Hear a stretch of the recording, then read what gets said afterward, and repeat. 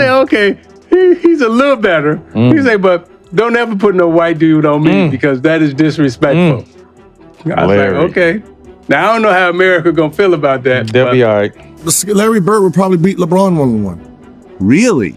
You know, Bird tough to defend. Why? Because he looks slow as shit to me. So it's like, I'm missing something. So like, tell me what I'm missing. You know what I mean? Larry Bird didn't simply arrive in the NBA and succeed. He reshaped the league the moment he touched the floor. His dominance was already obvious in college. So much so that the Boston Celtics drafted him before he officially joined the NBA. A move that quickly proved brilliant. When Bird finally suited up, he played like an MVP from day one, instantly lifting Boston in a championship contention and guiding the team through deep playoff runs year after year.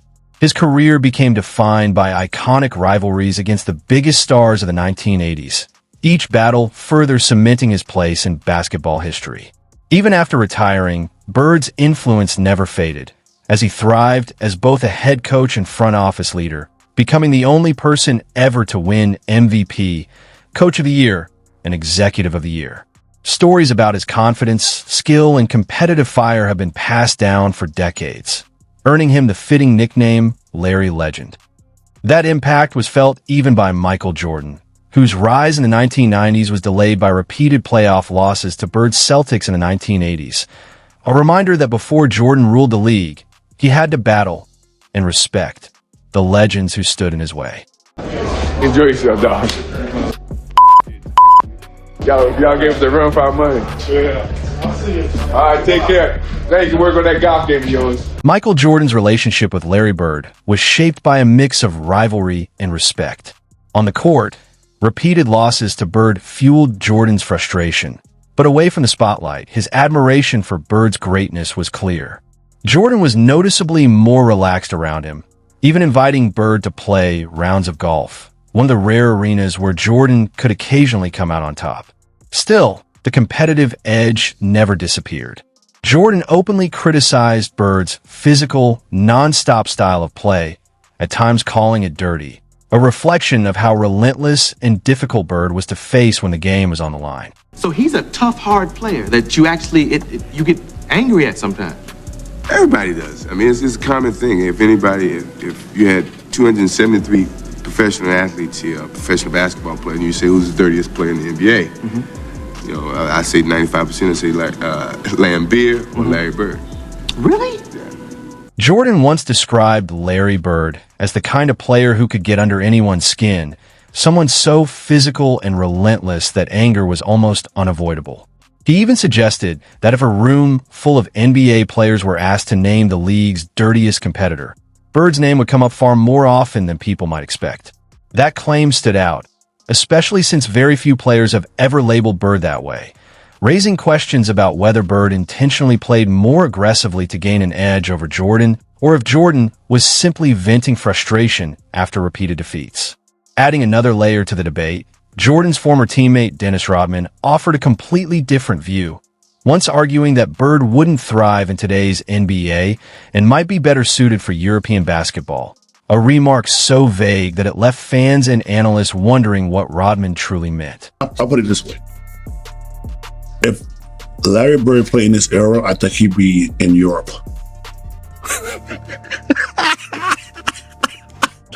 So I'm just letting you know, man. Really? You know, like I said, I'm just saying he'd be somewhere over there. Because, you know, I think his game was fit for Boston at that time in the 80s and stuff like that. You know, but today's world, oh, hell no.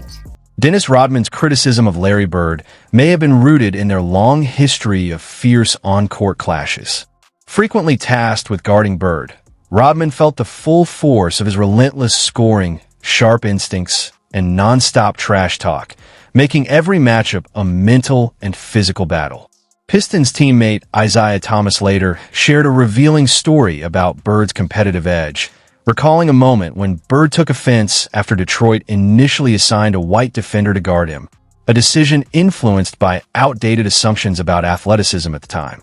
Bird, he said, Hey man, you keep putting no white dude on me. Hey, bro. That is straight disrespect, right? He said, don't put no white dude on me. So check this out. So the next year we come back, I said, I got somebody for your ass, right? Yeah. He said, who you got? I said, Robin. He said, okay, he's a little better. He said, but don't ever put no white dude on me because that is disrespectful. Larry Bird was a nonstop trash talker, but what set him apart was how effortlessly he turned it into comedy. His sharp confidence and quick wit often left even opponents laughing, including moments filled with irony, like when he complained about being guarded by white defenders despite being white himself. Bird's race also became part of his larger spotlight, especially through his iconic rivalry with Magic Johnson. The NBA leaned into their contrasting backgrounds to fuel what became one of the most celebrated rivalries in sports history. Even after years of intense competition, Magic speaks about Bird with nothing but respect, often reflecting on how their rivalry pushed him to grow from the very start. Magic has admitted he always felt like he was chasing Bird's standard, a pursuit that ultimately shaped both men into legends of the game. And I'm glad that we came in together because I had somebody to measure myself to. Right. And say, hey, okay, he's great. I can't let him get too far ahead of me. I got to work hard because I want to stay in. How was you guys' relationship? How would you describe your relationship? Obviously, you beat him in the finals in '79. But how was your relationship once you got to the NBA? Because I think the thing was, he was Rookie of the Year. I think you got like 1 or 2 votes. That's all. The Rookie of the Year battle between Larry Bird and Magic Johnson was never truly in doubt, as Bird pulled away for a decisive win. Even decades later, Magic has admitted that loss still stings, but instead of letting it linger, he turned it into fuel to push himself closer to Bird's level of greatness. When the conversation shifts to how Bird's game would fit in today's NBA, many believe his skill set would translate seamlessly. That belief is echoed by Gilbert Arenas, who has gone as far as saying he would choose Bird to defeat LeBron James in a one-on-one matchup, a bold claim that underscores just how timeless Bird's talent remains. Larry Bird would probably beat LeBron one-on-one. Really? Larry Bird would beat LeBron James one-on-one. Ooh. Because one-on-one, it takes away from everything LeBron has, right? His physical strength, his speed, right? And, you know, all that power he has going. Well, in one-on-one, you're talking about 1-2 dribbles. That's not his corners. And that's not his game. Yeah. That's Larry's whole game. For a first-hand look at Larry Bird's brilliance, former teammate Danny Ainge offers a revealing perspective after seeing it up close. Ainge consistently points to Bird's unshakable confidence as the trait that separated him from everyone else.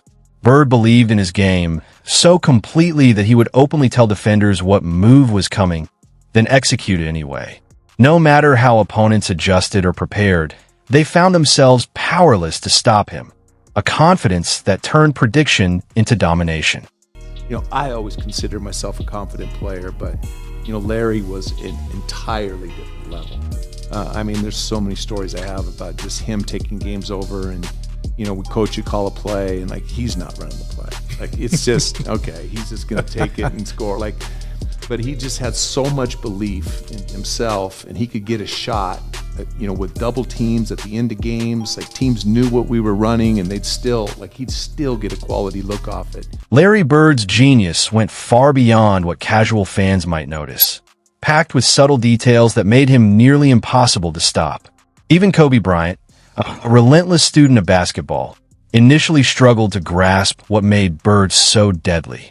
Determined to understand, Kobe sought insights from Lakers legends of the Showtime era, hoping to uncover the secret behind Bird's dominance. On the surface, Bird didn't look particularly fast or explosive, yet on the court, he became an unstoppable offensive force, proving there was far more to his game than met the eye.